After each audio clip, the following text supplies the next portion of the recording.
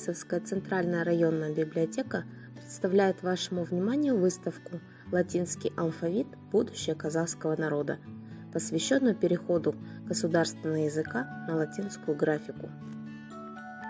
На выставке представлены книги, а также программные документы, газетно-журнальные публикации о переходе казахского языка на латинскую графику. Казахский алфавит на основе латинской графики – это модернизированная латынь без избыточных элементов, быстро пишущийся и легко читаемый алфавит с узнаваемыми словами. Данный проект даст нашей республике возможность влиться в мировое коммуникационное пространство. Новый алфавит позволит стране интегрировать мировую экономику.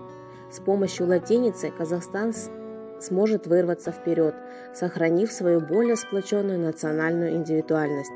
Латинская графика позволит казахскоязычной аудитории свободно общаться в интернете, не прибегая к помощи специальных программ.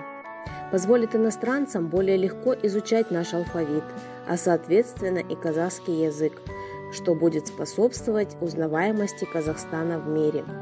Внедрение латиницы поможет Казахстану сильнее сблизиться с тюркскоязычными странами.